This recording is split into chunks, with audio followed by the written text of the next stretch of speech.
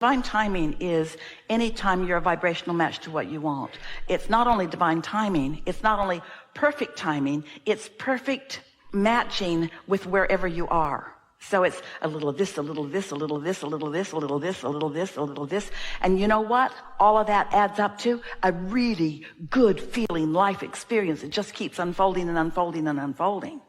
Because a lot of people live this desert, this big gap of what they want and what they're allowing, and then something happens and they get distracted from the agony that they usually are oozing, and then they close the gap and they say, oh wow, but it doesn't last because it was sort of a fluke. They met a happy person who influenced their good behavior for a little while. You see, got to be consistent in your expectation. If a tree falls in the forest and there's no one there with ears to translate the vibration into sound, did the tree really fall? Yes, it's just that nobody heard it because no one was there to receive the sound of the vibration. There are all kinds of things that are happening that you're not matching up with, so you wouldn't call it good timing because you got to be there to match up. It's that when you are moving in the direction of wanted, that's what satisfaction is. And clarity is closing that gap. You've asked for it. And now, the reason that we're putting it to you like this is because doesn't clarity feel good? Doesn't clarity feel good? Not here yet, but doesn't clarity feel good? So, there's vibration. And as that vibration happens more, then there is a translator of the vibration. I'll say it again, say it better. There is a receiving of the vibration. Oh, do you know that nothing is created until there is a perceiver that perceives the vibration? There's no creation until someone perceives the vibration. So you're looking around and saying, not there, not there, not there, not there, not there. Because the vibration is over here. This is what you want to start perceiving. And how do you perceive what's in the vortex? Can't see it, can't hear it, can't smell it, can't taste it, can't touch it. So what do you do to perceive it? You feel it. It feels like love. It feels like clarity. It feels like fun. So you perceive it, you perceive it, you perceive it. You perceive it by focusing and feeling for it. And then what you want to call divine timing happens. It's just the natural evolution. It's what comes next. First there's vibration, then there's thought. The more you think a thought, the more you believe it. The more you believe it, the more you demonstrate it through manifestation. When you think a thought often enough, when you feel an emotion often enough, then there is a vibration that becomes expectation. So can you just imagine for a moment what the power of positive expectation is? When you really get hold of the understanding that you're good and that you're deserving and that you're supposed to get what you want and that life is supposed to feel good. And if it doesn't, there's some recalibrating that you want to do, rewiring that you want to do. Yeah?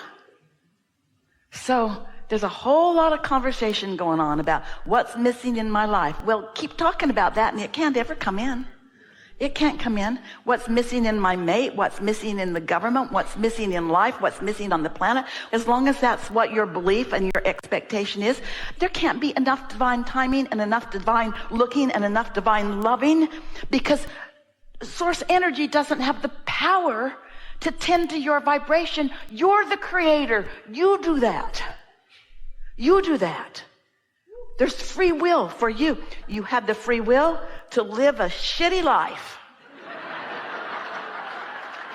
And you had the free will to complain about it. And you had the free will to look around for better. And that free will produced true asking, that your inner being heard loud and clear, focused on every moment since it happened, adds every amendment to it that you add to it. Every relationship you had made this vortex relationship so much more magnificent, so much more satisfying to you, and your inner being focuses and focuses and focuses and focuses. It's real. It's real and it's there, but you can't focus on its absence and have any timing at all. You have to feel the presence of it. You have to begin to feel like the most loved being on the planet, the most deserving being on the planet. So how do you feel deserving when something that you want, you can't see? Because something that you want, you can feel. You can feel it. You can feel your way to it. So let's say that there are 3 or 4 subjects that are important to you, and one of them is temporarily missing. And a couple of other things are things that you really like to do. So you've done the work, and the cooperative components are being gathered, and now you're off the subject that you always go negative on, and you're on the subject of the things you like. The fun you like, the friends you like, the madness and mayhem that you enjoy. And as you deliberately focus there, to make that happen? No, not to make that happen. In the moment that you try to make something happen, you're trying to be the stage manager and you're trying to whip things into shape. No, you're not trying to make it happen. You're letting it happen by focusing upon the things that are already happening. You find the things in your life that are already a match to fun and you focus on them. Then more things that are a match to fun come into your experience. You focus on the things that make you feel loved, that are already in your life, like the flight attendant that Esther doesn't even know his name. Esther will never forget him. When he came by and asked her what she wanted, she knew he really wanted her to have something that she wanted. He was not faking it. He so wanted her to feel good in that moment.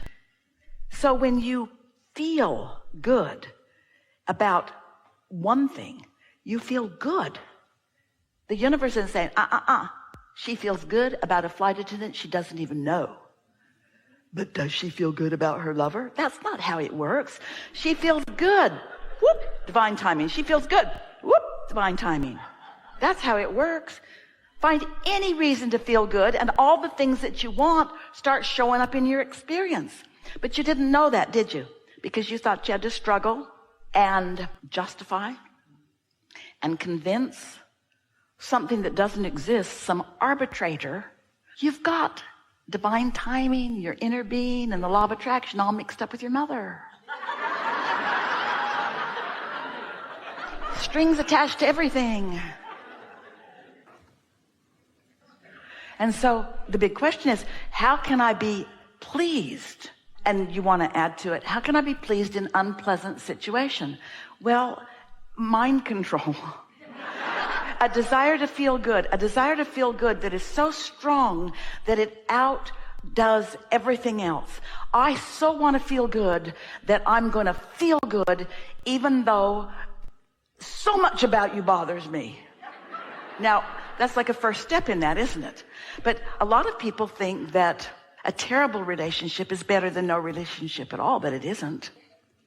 It's all right to have sifted and sorted and know what you want. But the terrible relationship, just for most of you, because most of you are observing more than you are tending to your vibration, just observe the things that you are not appreciating, and then you can't get to where you want to be from there. To find a pleasing match, you have to be pleased. You can't find a pleasing match from a place of displeasure. So how are you going to be a match to what you're looking for? What is it that you're looking for?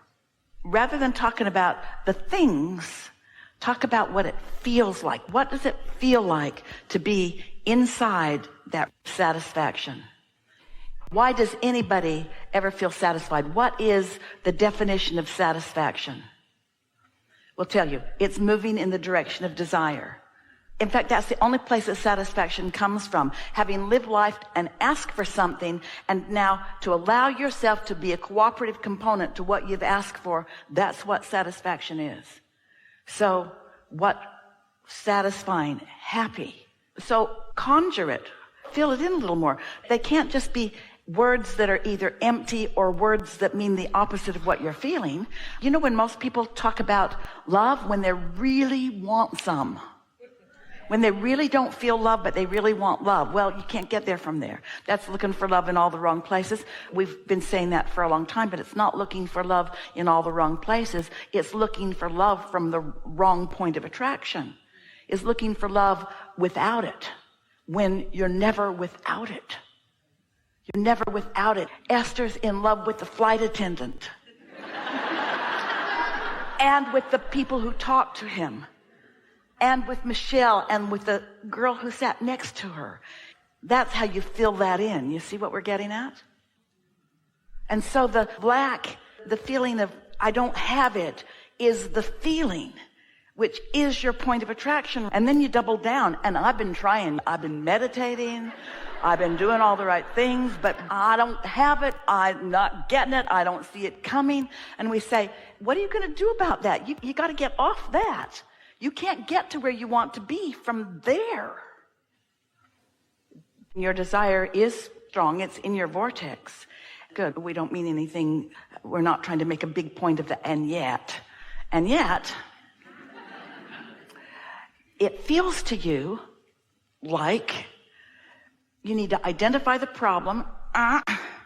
You need to explain it a little more fully, really explain it fully, because you have this desire. You know something's off, that you haven't yet gotten what you want. You know something's off with that. So you're trying to explain it so that somebody can tell you what you're doing wrong. And it isn't about doing something wrong. It's about not doing the only thing that lets it in. And what lets it in always feels good. So you know that any conversation you're having, any focus that you're giving that makes you feel lonely or disappointed or impatient is on the wrong track. So whenever that happens, don't do that. Change the subject somehow. Because most of you, we love you so much, but hear this and feel this. Most of you think that when you're feeling angst about something, that's when you're focused upon your desire. Because that's what focusing on your desire feels like to most of you. It feels like angst, and then it feels normal. So then when you meditate and you do those things that makes the angst go away, you're finally allowing it.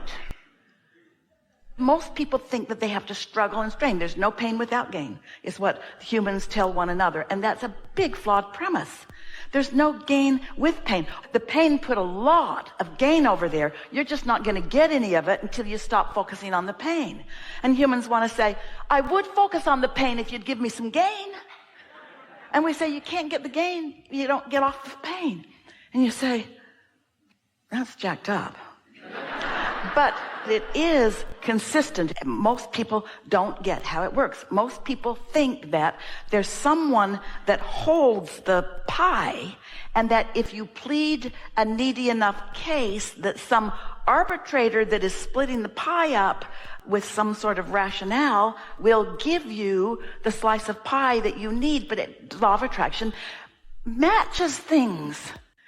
The absence of something wanted matches the absence of something wanted, matches the absence of something wanted. You've got to find the presence of something wanted and make it really active in your vibration on a regular basis, and then boom, an airplane full of nice people.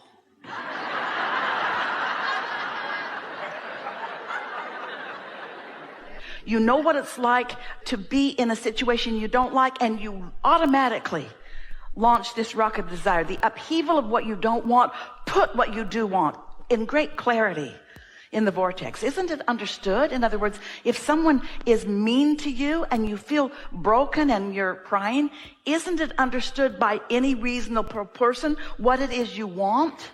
Kindness and love and harmony and matching and more and more and more. And so it's over there, and your inner being's all over it, and the law of attraction is too. What are you going to do now to match that instead of the absence of it? Your habit is to worry about it and to discuss it with other people. You can't get to where you want to be by trying to rub out its opposite. Rubbing out its opposite just holds you over there with it.